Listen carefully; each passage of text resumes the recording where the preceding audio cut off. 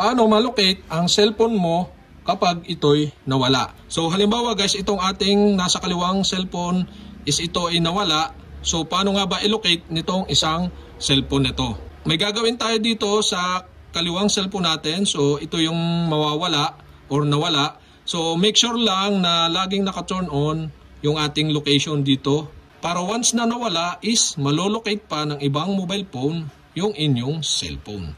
So okay guys, paano nga ba i-turn on ng location? So ang gawin nyo lang, punta lang kayo sa settings at sa baba, hanapin nyo yung location. Scroll down nyo lang yan, tap nyo yung location at make sure na naka-turn on itong switch button dito sa tapat ng location. Yan. At once na halimbawa nawala itong mobile phone, yan, halimbawa nawala na yung mobile phone na to at hahanapin natin sa pamamagitan nitong mobile phone na isa. So okay, ang gagawin nyo lang naman dito sa isang mobile phone is punta lang kayo sa Chrome or sa Google Chrome. At dito, okay, search nyo ang www.google.com.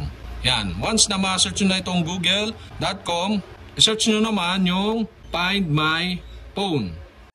At yung unang lalabas dito sa myaccount.google.com, so tap nyo yung Find Your Phone. Yan guys, at ganitong lalabas.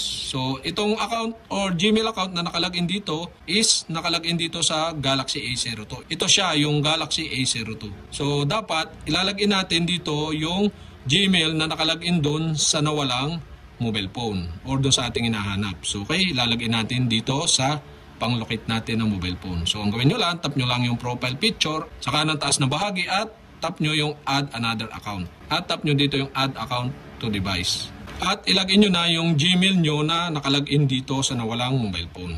At once na malagin nyo na, yan, ganito ang lalabas. Okay, makikita nyo dito. So nakalagin siya sa Galaxy A02. Ito siya. At dito sa Oppo Reno 7 5G. So ito yung mobile phone na nawawala. So okay, ang gagawin nyo lang, tap nyo lang itong Oppo Reno 7 5G. At yan, lalabas dito yung Google Map. So okay, yan yung location ng inyong nawawalang mobile phone.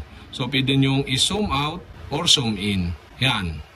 Ganun lang kadali para malaman. At para naman mas madali, tap nyo yung play sounds at tutunog na yung inyong mobile phone hanggat hindi nyo ino-off dito. Tunog na tunog siya dire-diretso.